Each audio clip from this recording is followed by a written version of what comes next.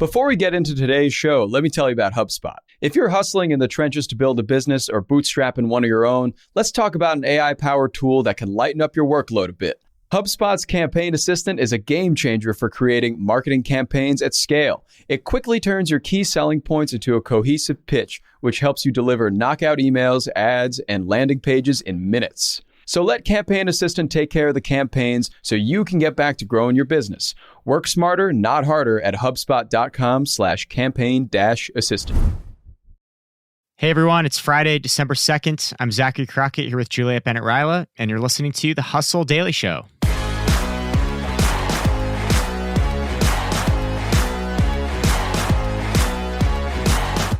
Today, we're talking about mental health. Since the start of the pandemic, mental health startups have received nearly $8 billion in funding to try to make therapy more accessible. But there's some serious hurdles that new entrants have to jump over. Juliet's got the story.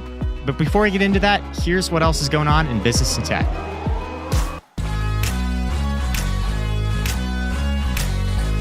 A consumer price index that tracks personal expenditures minus food and energy rose 0.2% in October.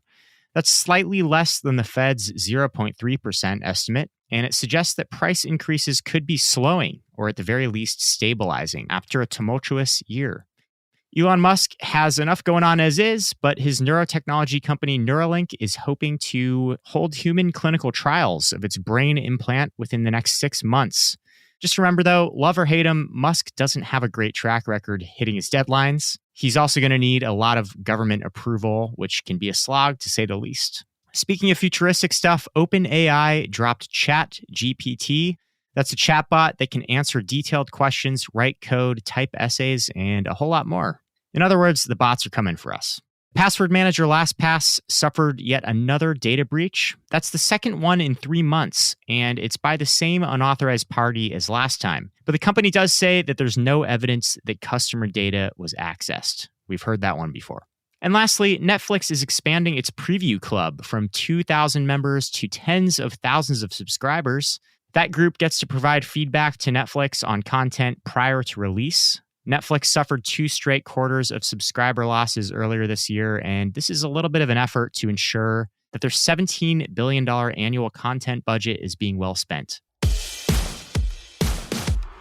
All right, so we are finally reaching sort of a societal willingness to talk about and address mental health in the workplace.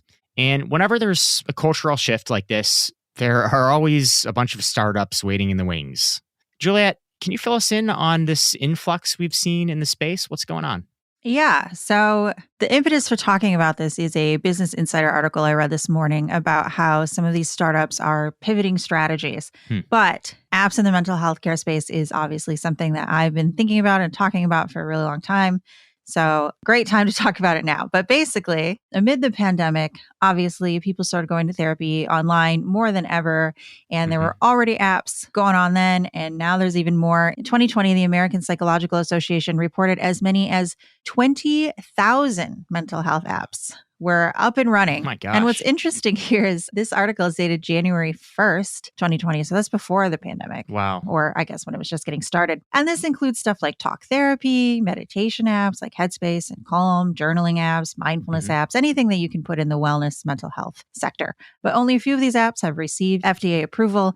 And with these apps, we've seen new hurdles emerge. So one of the existing problems is that you're dealing with confusing insurance systems, financial barriers, too few providers, long wait times, all of this stuff. Now you get these apps and some new hurdles have emerged. A 2020 study found that only 6% of about 300 anxiety and depression apps it reviewed had published evidence, despite claims of being based on evidence-based frameworks. Many of them still don't accept insurance, meaning they're still unaffordable for some patients.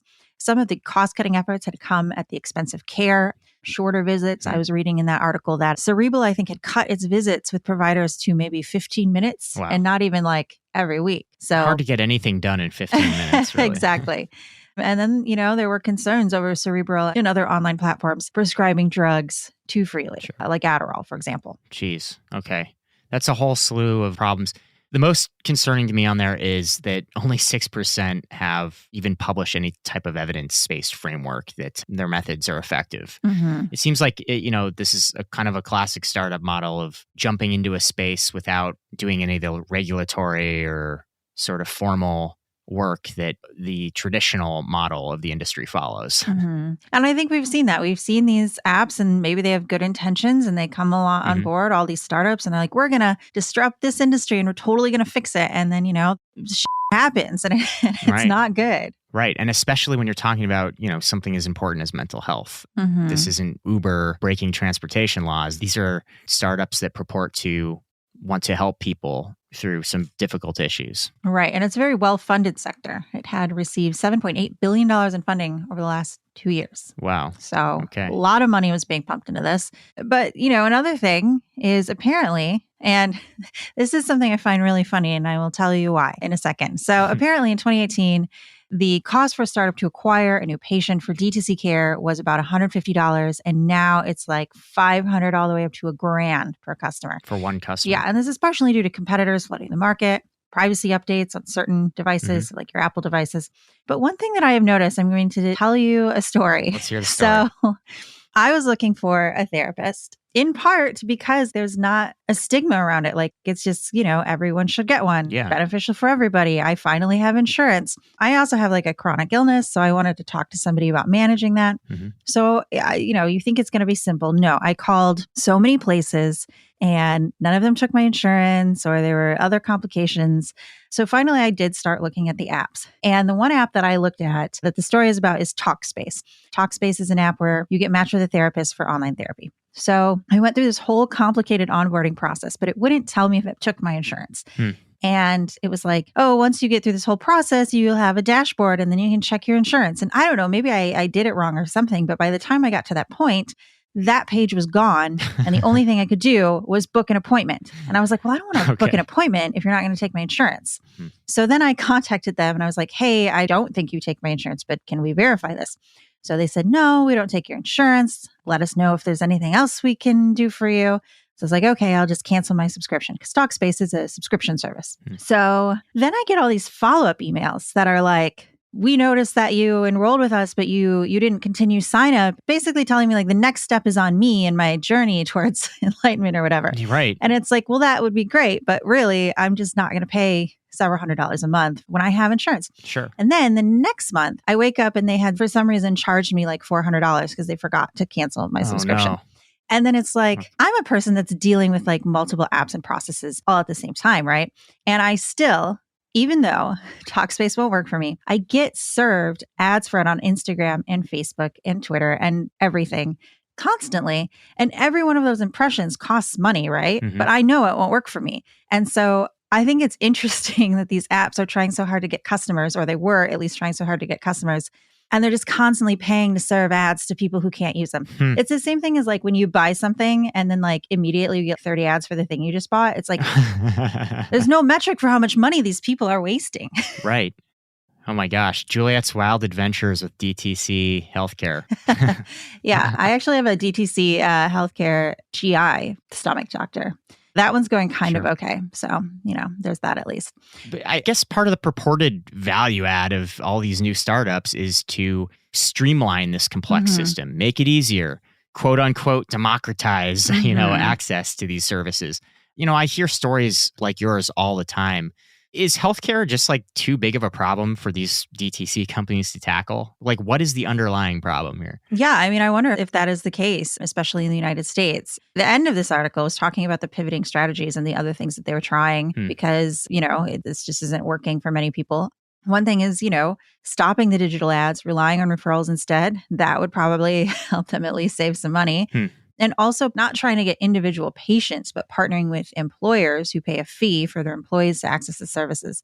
And I think that obviously does not help people who do not have insurance through an employer. That is obviously another problem. But I have used services through employer health insurance that have worked well and haven't been a super big headache. Until, of course, you switch jobs and then you don't get that service anymore. And then you have to find all new providers. But at surface level, that is helpful. And that does, give these apps a bigger client than just, one person at a time. There's also another app called Alma that is apparently working with therapists to help them accept insurance. Now, if you think insurance is complicated as a patient, it is also complicated as a provider. Right. Many therapists do not accept insurance because they get paid less, and then they have a lot of paperwork they need to fill out. They need to go back and forth with your insurance company on whether you need the care. You know how insurance companies are. Right. So at the end of the day, it's just easier to take an out-of-pocket client. Elma is trying to work with them and help them. I did look at Elma, and I found 6 whole therapists in my area that take my insurance, which sounds like not a lot, but it is significantly better than some of the apps that I have looked at. Well, I remember you were telling me a few weeks ago that you tried a different service and like the nearest therapist they recommended, it was like 300 miles away or something. Yes. So virtual visit was your only option there. Yeah. And that's the same is true of Elma. None of them are in person. None of them are hybrid. They're all virtual. But there have been studies that suggest if what you need is, cognitive behavioral therapy or something like that, or just someone to talk to, it can be just as effective online as in person. So that is a way for a lot of people to manage. But, the one thing that I keep coming back to through this journey, because at some point it almost became a game for me, like, oh, let's just see what's wrong with this one and why this one won't work. What I wonder, though, is like, I'm a pretty resourceful person and I don't have a lot of other issues going on. My heart definitely goes out to people who are really struggling and, they're spending months and hours on the phone trying to find someone and there just isn't anyone. Yeah, it's true. I mean, I'm sure these startups are aware of sort of the serious nature of the industry they're trying to break into. This isn't, child's play. A lot is at stake for the quality and punctuality of these services. Yeah, and it's complicated for them too. I mean, that's why I say I think you can go into something like, I'm going to help people get care with a very good heart and then like wind up completely covered in red tape because, this state doesn't accept that license, but this one does. There's just so much, especially with the United States healthcare system, which is, of course, for profit. Sure. All right. Well, we'll keep an eye on this space. And Juliet, next time you go through one of these ordeals, hopefully you won't have to talk to a therapist about your journey to find a therapist. Yeah, I feel like that's part of the challenge. My first appointment with a therapist would be like, do you know how frustrating it was to find you? Yeah.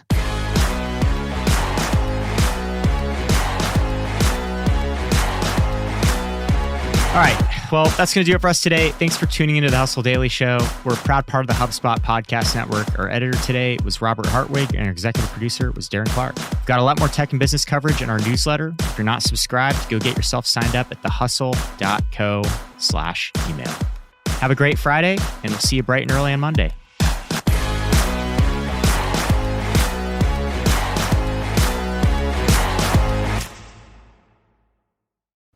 Hey guys, if you listen to the Hustle Daily Show on Google Podcasts, we want to let you know that the option will no longer be available pretty soon. Google is sunsetting its podcast app sometime in early 2024 in favor of YouTube Music, and we want to give you a heads up before it's too late since that time's almost here. The Hustle Daily Show is available everywhere and anywhere that you listen to podcasts like Apple Podcasts and Spotify. If you're using YouTube Music, we are there as well. If you're an Android fan, there are plenty of apps like Overcast, Pocket Casts, Player FM, and more. So just search for us wherever you decide to listen to your favorite podcasts.